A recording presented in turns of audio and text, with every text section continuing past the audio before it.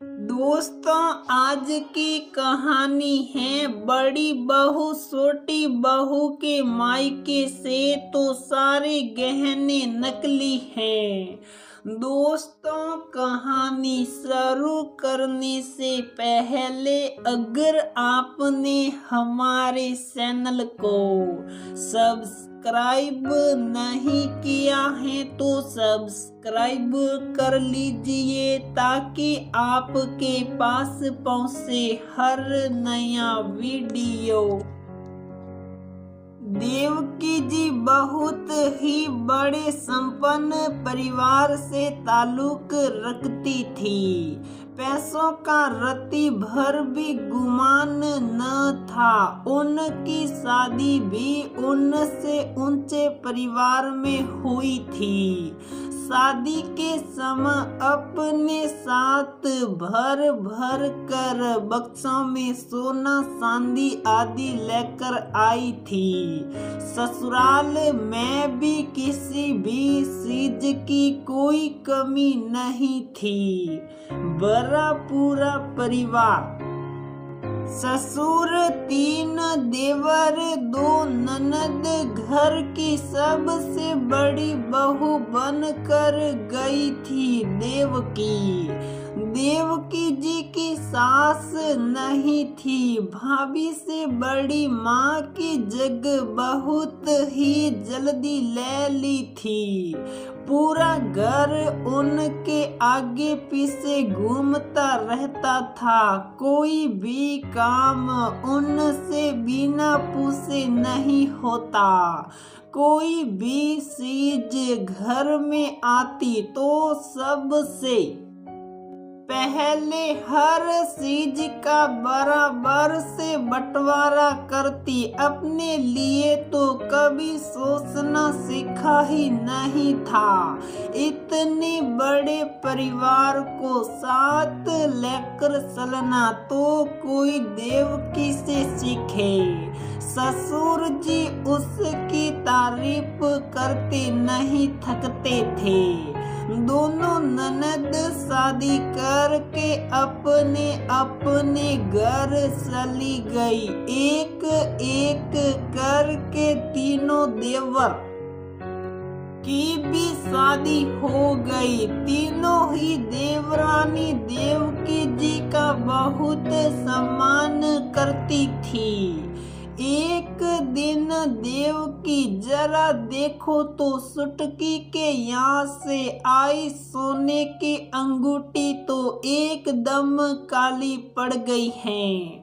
अनुज जी ने कहा। देवकी ने देखा तो बात सही थी। चांदी के जेवरों पर सोने का पानी सड़ा हुआ था। उन्होंने तुरंत बाकी के जेवर सुनार को दिखाने भेजे। सारे जेवर नकली थे। अनुज जी, ये बात तुम्हारे और मेरे बीच तक ही रहनी चाहिए। छोटी के परिवार की इज्जत नहीं खराब होने पाए कि एक दिन अचानक अटैक की वजह से ससुर की मृत्यु हो गई। छोटी देवरानी के मायके वाले उसके कान भरने शुरू कर देते हैं। धीरे धीरे वो अपने साथ बाकी दोनों भाभियों को भी मिला लेती हैं। घर की पूरी कमांड भाभी के हाथ में थी। कहीं बड़े भैया ही सब कुछ न हथियाली। घर में बंटवारे की नौबत आ जाती है। अपने पीछे ससुर कोई वसीयत भी नहीं लिख कर गए थे तो देवकी जी और उनके पति अनुज जी ने मिलकर सारे पैसे, जमीन जायदाद, गहने सब कुछ का बराबर बंटवारा करने का निश्चय किया। देवकी जी अपने और बाकी सारी बहुओं के गहने लेकर आ गई। देवकी जी ने अपनी सास के, अपने और बाकी तीनों के जेवर लेकर उसके 4 हिस्से कर दिए। देवकी जी के पति अच्छी तरह से दुनियादारी जानते थे। उन्होंने देवकी को खूब समझाने की कोशिश भी की।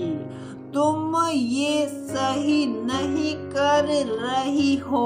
आज तक तुमने जिस भी चीज का बराबर बंटवारा किया वो यही का था, पर बहुओं के मायके से जो आया है वो उन्हीं के पास रहने दो। उसका बराबर बंटवारा सही नहीं है। पर आप तो जानते हैं सोटी के यहाँ से सब कुछ नकली आया था। मैं उसके साथ ये अन्याय नहीं कर सकती, पर तुम बाकी के साथ गलत कर रही हो। पर देवकी जी नहीं मानती। समय अपनी गति से आगे बढ़ता चला जाता है। धीरे धीरे सोटी के यहाँ से आए जेवर की सच्चाई सामने आ जाती है। आपने ये ठीक नहीं किया भाभी माँ। जो कभी देवकी से आंख उठाकर बात नहीं करते थे, आज दोनों देवर देवकी से सवाल जवाब कर रहे थे।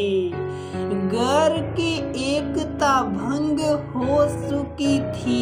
एक एक करके दोनों बहू घर छोड़कर चली जाती हैं। कहीं आपने जानबूझकर मेरे गहने बदल तो नहीं दिए थे और आज महान बनने का नाटक कर रही हैं। छोटी बहू और देवर भी घर छोड़कर चले जाते हैं।